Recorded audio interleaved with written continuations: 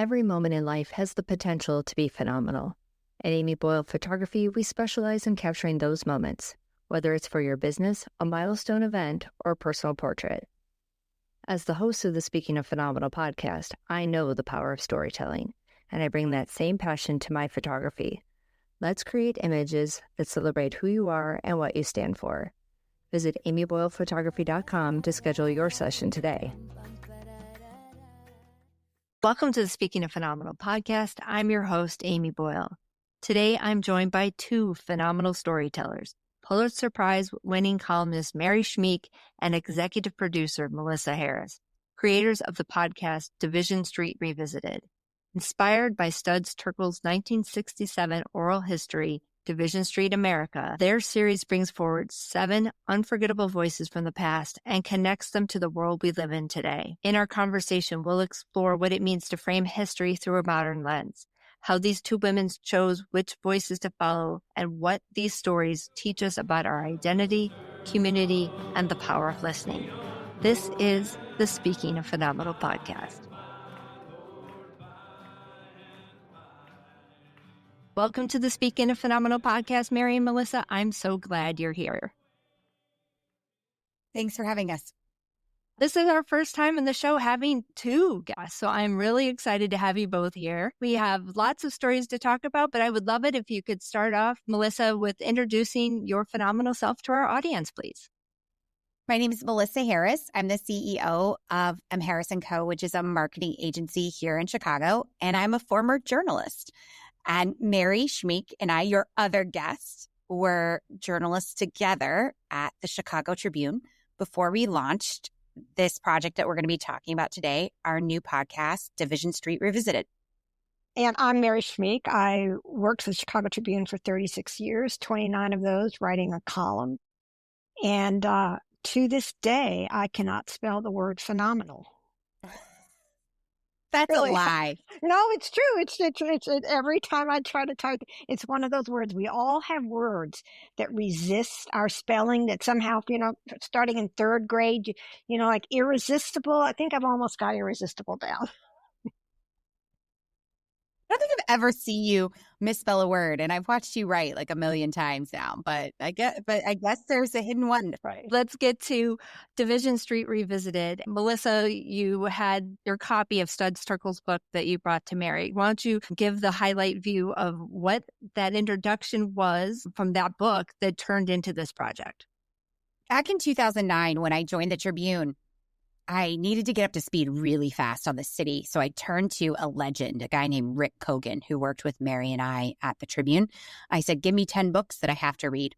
This one was one of them, Division Street by Studs Terkel, 1967, his first book of oral history. And I was so taken by it. It transported me back into a time I certainly didn't live through, but I felt that by the end of it, I had a deeper understanding of it. What was the book about, Melissa? What was the book about? It was about, that's like what's so hard about it. It was 71 interviews. So it was interviews with 71 Chicagoans at the time. And it was their hopes and dreams and fears. It wasn't like their life stories, which is what I wanted to know when I finished it. Instead, it was like, what are your thoughts on the atomic bomb? What are your thoughts on the Vietnam War? What's my favorite thing? If you were God, what would you change? What would you do? So very big picture stories, but it painted, it was kind of like a impressionist painting, right? Because you don't actually have the characters. They're not fully clear, right? Everything's a little bit blurry, but you definitely get a sense, right, of what the moment was like. My vision was for the 50th anniversary of the book in 2017 to do a series of stories for the Chicago Tribune, finding these people, if they were still alive, or their descendants, their children and their grandchildren, and then marriage, children, etc. I leave journalism. Fast forward to 2021 or thereabouts, and a colleague of ours tells me that Studs's tapes, these original interviews, are being digitized by the Library of Congress, and that some of them are in fact already available online at the Studs Terkel archive. And I thought, oh my gosh, this should be a podcast. I should take the idea that I had, but make it into a podcast. And then I got up the biggest courage in my life to ask a very phenomenal woman, kind of like the woman whom I consider the best writer I know, one of the best storytellers I've ever read or seen, to come and do this project with me. And so I'll let her take it over from there. Melissa invited me over to dinner one night and said, I have an idea. She opened a bottle of very expensive Willamette Valley, Oregon Pinot Noir, and we got to schmoozing, and then she went downstairs in her basement, and she came back up holding this book, which was Division Street America. And she presented me with this idea of let's make a podcast. Now, I'd never made a podcast. I honestly didn't listen to that many podcasts. I do now. I've become a podcast fan. But I was intrigued by the idea, and I went home and I read the book. And as Melissa says, it's a curious book, because if you really start to analyze it, you don't know that much about these people, but somehow reading these oral histories, you sense that you know them. And when you read the whole thing, you have this very powerful sense of what it was to be alive in the 1960s in Chicago, in the United States of America. And then the idea of the detective work involved in finding out what happened to these people. How do you find their kids? How do you find their grandkids? So just that first level of sleuthing was intriguing to me. And then the not knowing, which was both thrilling and terrifying, the not knowing not only who you would find, but what story would you find? And once you'd found them, how are you going to make a story out of this? So that was the challenge. That was one of the challenges for me. You're going to make a story out of this no matter what you find. So you just have to figure out where is the story in what these descendants of these people in this 1967 book tell you. And I think one thing, so there is a phenomenal story in everyone. That's, I think, one of the big conclusions for me. I think that's right. Phenomenal story in everyone. Right. And that goes to the whole premise of why I have this podcast and why I did a feature for 2 years. Again, we don't always raise our hand. We're not always squeaky about it, but people are curious, and we're all interwoven. We are part of that quilt that you are now, doing and sharing this very big blanket of amazing stories that bring us all together. How in the world did you take 71 and get it down to 7? Like, it's like asking people for favorite children or what have you. How did you go about where you were going to go? Well, it was a discussion between the two of us, as well as our amazing producer, Bill Healy. I had some favorite childs. I will admit, I had 3 that I wanted included. And those 3 I had reached out to back in 2009 when I first read the book. So I had at least identified 3, 2 of which are a part of this podcast. And then Mary wanted to make sure that it was truly a representative quilt. Mary, why don't you talk a little bit about how you went about making sure that it was balanced and representative and diverse? We were simultaneously looking for people who were interesting in and of themselves, but we also wanted those people to represent something. And we wanted to tell a variety of stories. So as we just thought about, what is the balance here of experience that we want to represent? That was a lot of it. I mean, some of the people that we talked to or picked were just super quotable. A couple of them weren't as quote unquote quotable, but they had really interesting lives. They represented something really interesting, like what it was to be an Appalachian migrant to Chicago in the 1960s. And a widowed mother of 15 from coal mining country in Kentucky. This woman's name was Blanche Gates. It wasn't one of the longer interviews, but she wasn't one of the most quotable people in it, but her life story was remarkable. And we just felt that whoever we found, we were going to be able to tell a really interesting story about what it was to be a poor Appalachian widowed mother of 15 who comes to the big, hard city of Chicago in the 1960s, where Appalachians are not welcome. and just go from there. There would be something there. And indeed there was. I've thoroughly enjoyed listening multiple times to all the stories. Like you said, the podcast makes it alive, right? They're literally living in your head. What I want to get to is, out of the 7 that you focused on, 4 women, how did you make that cut? Because obviously women's narratives are near and dear to my heart. And when you think about Chicago at that time, again, these are everyday Chicagoans. So what about the female experience is something that really stood out to the 2 of you? We'll be back after a quick break. Hey there, Phenomenal listeners. It's Amy Boyle. If you're loving the stories and insights on the Speaking of Phenomenal podcast, please rate and review us on Apple Podcasts or Good Pods. Your 5-star reviews help us reach even more people and keep bringing you great content. Thank you so much for your support and being a part of our phenomenal community. Now back to the show.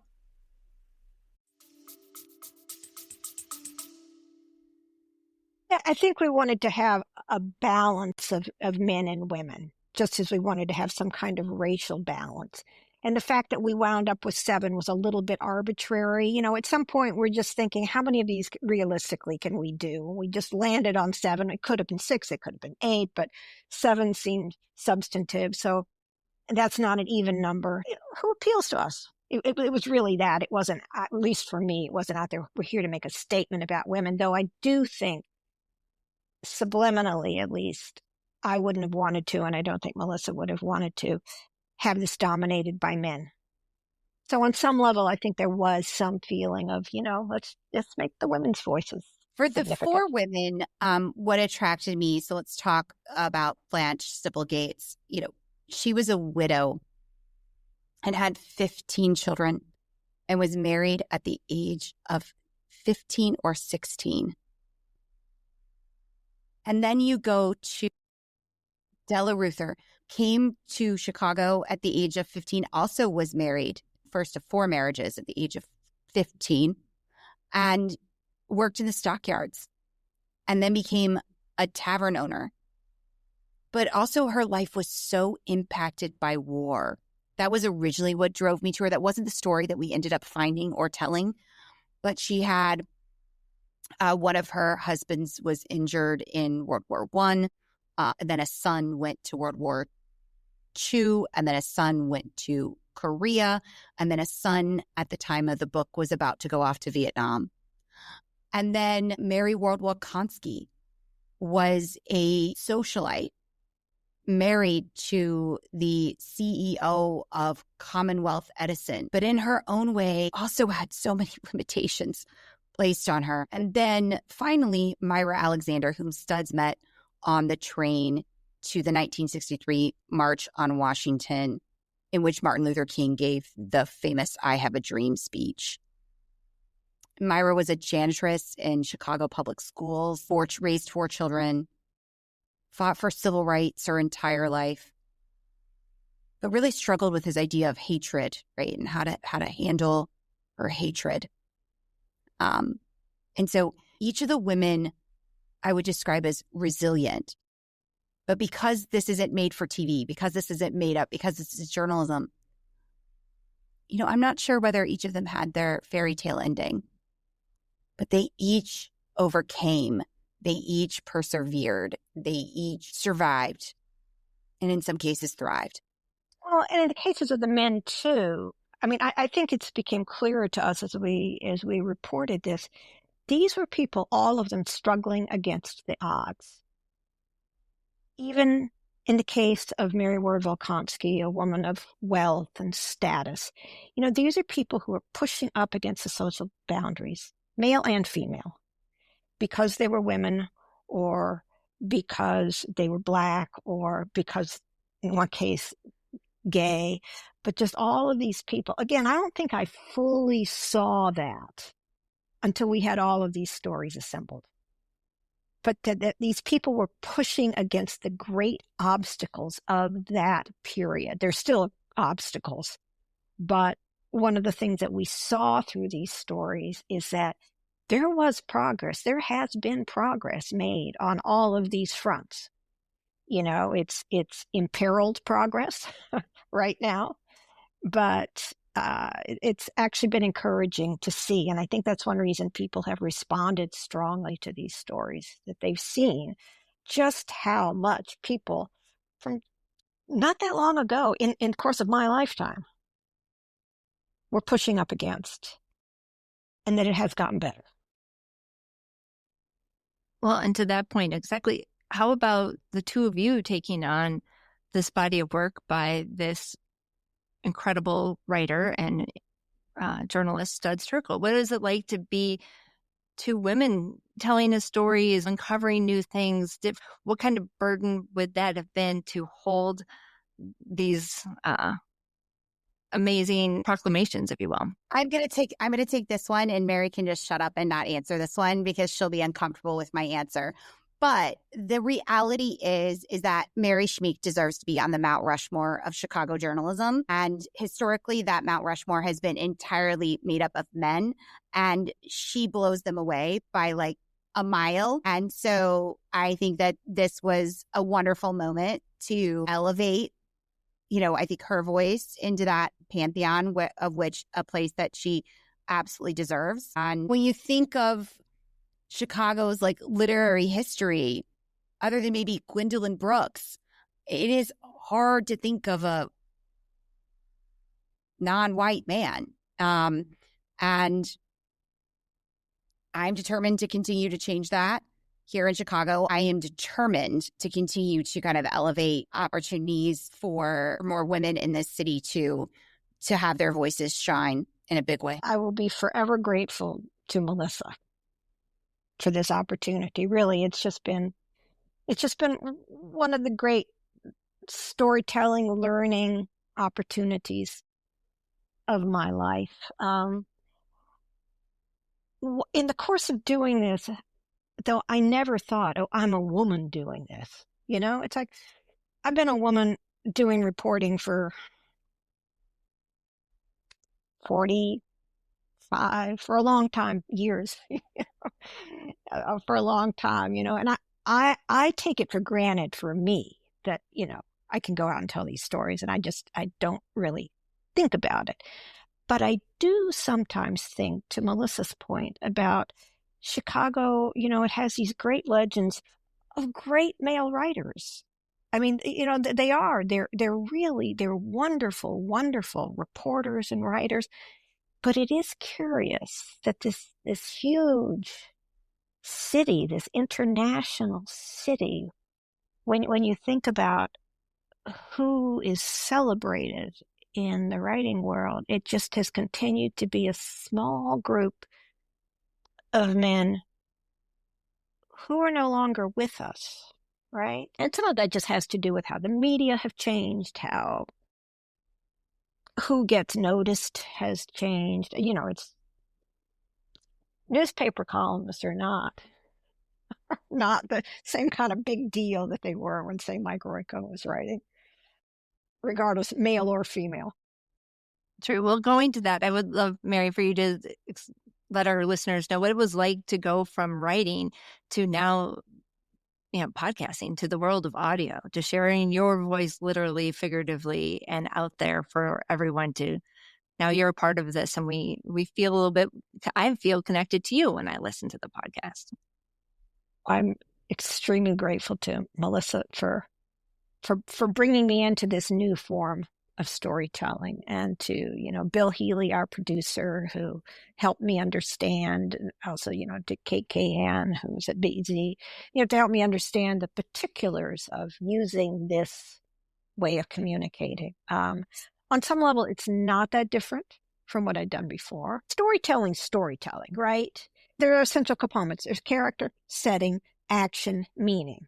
Whether you're doing that for a newspaper, whether you're doing that for a podcast, those elements need to be there. There are some particulars in this form of audio storytelling. I think your sentences have to be, in general, shorter. You have to be really attentive to visuals. That was one thing I had to think about more. I mean, you need to do that in newspapers too, but somewhere in the back of your mind in a newspaper, you often know there's going to be a photo there. There's just never going to be a photo here. You have to turn on the tape the moment you get out of the car. because transition moments, kind of as they're called, it could be something as simple as a door closing. I'll never forget, we walked into Susan Aaron's apartment, and I stupidly did not have it on when I walked in the door, and she had champagne ready for us, and that clinked. I was like, do not clink that glass until I turn on this recording. Right. So, it's those kind of like ambient moments where you really have to be recording from like almost the moment that I would pick up Mary or Mary would pick up me. You really needed to be in the game the whole time in a way that I don't think I had to be when I was a newspaper reporter. That could make it much more complicated for me, Correct. however, because there would be hours and hours and hours and hours of tape. Right. Now, you might want that chirping bird or that clanking door, that instant of that. But now having to go through transcripts, it just made my head explode in this. That would be the main thing. It's just, there was just so much material to weed through to get to the nuggets. No, and those weeks that she was really laying down the first version, I mean, you steered clear of Mary those weeks. Like it was, it was like, get out of the way. Because you would hear me talking about the effing transcripts a lot. Yeah. You knew what week that was, and you knew what week that was, and you just steered clear. But, I want to say something about studs as a recording. So we worked with a sound designer, Libby Lussenhop, who was a former student of our producer, Bill Healy's. And she points out that we were so lucky to have the original recordings that Studs Terkel did of these people, but that he had not made these recordings with the intention of having them heard. He went in so that he could get those words down, and then he would have them transcribed, and he would edit the transcriptions for the book. So he wasn't always looking for that perfectly stated quote, so sometimes that could make it hard to edit that tape down because people would just meander off, as people do, as we are probably doing right now. You did the forward to the reissue of the book, Mary. So I would anticipate that would spark more curiosity, maybe get people to read the book and learn more. It was in my local bookstore over the weekend. I sent Mary a picture, as I'm walking the aisles. There it is. There she is. Melissa orchestrated that. She made that happen. So thank you. And one of my sons just picked it up from the library. Oh, your son just picked it up from the library. Oh, he's going to have such an amazing time with it. That book is made for the modern era because the stories are the interviews are no more than 3 to 4 pages max. It is literally meant for the Instagram generation. He, of course, never had a vision of Instagram or TikTok or Twitter or whatever. But those books are made for this generation because they are bite-sized. In some cases, the interviews are a page. And it really is that quilt. So you can really divide it up into chunks. It's the perfect book for someone with a short attention span, including myself. I think we all fall into that these days. It's just like, ooh, shiny. Right. Exactly right. I hope that more young people pick it up. One of the things that you did throughout these 7 episodes was you chose one song to be the theme, the Circle Be Unbroken. And I would love it if you would share with our listeners the why and the how that all came to be. It's a really compelling thing once you listen to them. And I did it once all in a straight shot, and I couldn't wait for the next episode to see how was it going to go this time. Let me ask you, Amy, did you know that song before you heard it? I did, through my mother. She was born in 1935. So we had and she liked to sing songs that her mom sang. Sometimes now I'll even start humming something and my 4 sons will go, where did that come from? I'm like, oh, your but probably your great-grandmother that I never knew. Melissa and I were in Kentucky interviewing the daughter of Blanche Gates, the Appalachian woman with 15 children. And I just started thinking about this song, Will the Circle Be Unbroken, because it comes out of this tradition of Appalachian music. I discovered it in the early 1970s on a now famous album called Will the Circle Be Unbroken by the Nitty Gritty Dirt Band. And I just started thinking about it. And, it's a song about a mother dying. In some ways, I suppose the words are a little grim, but they're also kind of uplifting. I mean, the chorus, will the circle be unbroken? By and by, Lord, by and by. There's a better home awaiting in the sky, Lord, in the sky. And it's about this family imagining that in the long run, they will all be reunited. The circle will not be broken. So I started thinking about it in the context of Kentucky and Appalachia, but also in the context of us taking these now deceased people and traveling through time to their descendants, bringing the circle back, if not exactly closed, to, closer to close. And I also knew that Studs had a book called Will the Circle Be Unbroken? He loved the song, Will the Circle Be Unbroken? So it came into my mind. And then I started thinking about a musician friend of mine, Chris Walz, who's just a brilliant, talented musician, teacher at the Old Town School of Folk Music. And I wondered if, maybe Chris could play it. So I wound up talking to Chris, and as we're talking, I'm going, but this would be a great theme song, but how many different ways are there to play it? And he just laughed and he goes, oh, don't worry. He played a variety of instruments, and he found just a different vibe on this song that suited every one of the 7 episodes. And that's part of the fun. And I appreciate that you listened for that. I'll share. Last night I texted Mary quite late for me. I was driving my daughter home. She's 8, and she's come to the events where the song has been played, and she was quietly humming in the background, and I thought, what is she? She doesn't hum. What in the world is she humming? And then I listened, and I made a point of intently listening. She was humming Will the Circle Be Unbroken in the back of the car. So it was a moment, because my grandmother was born in 1934 in Martinsburg, West Virginia. And this was a song of her childhood as well, just like it sounds like your mom. So it was a song that I knew from my grandmother. Right. And then it just ties it all in with everything you just said, what the lyrics say, what the stories originally told by Studs, reimagined, revisited by the two of you.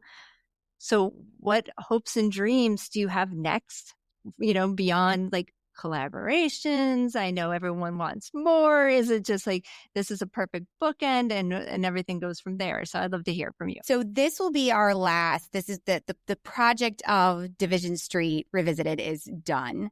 Although we are seeking museums or institutions who either want to put it in school curriculums or put it in physical spaces so that it has kind of a permanent home. So we're still working on that. But in terms of new content creation, this project is completed. As part of this, Mary and I did create a company called Mary and Melissa Productions. I think we're going to take the next 3 to 6 months and think about whether we want to tell another story together, at least. And then if so, what story that might be and on what platform and what medium. So we'll see what happens next. And then as a parting thought, what would you say to women listening right now, especially those who might feel like their voices or their stories aren't being told? Try, start. I know, that's not as easy as it sounds, right? Where do you find a platform? I mean, part of what's been wonderful about what we've done here is that we have had a collaboration. And, I worked as a newspaper columnist for a long time, which is very much a solo operation. And yet it isn't. It was done within the context of the larger institution of the newspaper. And I had people to talk to. I think that you need to find someone or someones you can talk to about the thing you want to do. Ideally, someone, with vision like Melissa has. But it doesn't even have to be on that level necessarily. If you want to write a novel, go find a writing group. Or, I do think you need to not be so alone in your dream. I would echo that. I have said to Mary many times, I have a co-founder and a business partner over at M. Harris & Co. And then now Mary is also my business partner. And I don't want to do anything alone ever again. Your dreams are limited when you try to attempt something solo. And then the other thing is this is both my my curse and my motivation is that I joke to Mary that I permanently live in the future. And I think that while that it absolutely drives people nuts because I am constantly like, next thing. Oh, and by the way, 6 months from now, we're going to do this. So I would say write down where you hope to be in 6 months. Write down where you hope to be in 1 year. Write down where you hope to be in 3 years. And then go find people who want to go on that journey with you. Well, and at the risk of being too simple and platitudinous, it's a combination of dreaming big, but also learning to take small steps.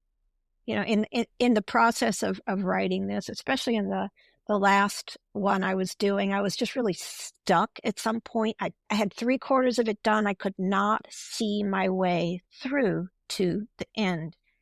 And I just took a yellow sticky note and I wrote baby steps on it. 1, 2, 3, 4. So I stopped trying to solve the whole thing. I just thought, so write a paragraph. Write the next paragraph. I realize it's platitudinous, but these ideas do help to govern you, to think big, but the actual doing of things is small, step by step by step. And do it together. You're now a part of the Speaking of Phenomenal community. And it is so exciting because that idea that each of us has our own individual story, but we are stronger together. We know this for a fact. That's why the three of us are in this space together today. And I can't thank you enough for doing everything you had, for revisiting these stories, taking it further. I will be one of the first ones for the newsletter, podcast, I don't know, walking tours, whatever you do next, I'm on board. I will be sharing everything about Division Street Revisited, both of your personal bios and our show notes. And I hope we all continue this conversation. Awesome. Thanks for having us, Amy. Yeah, thank you so much. It's really an honor that you took the time.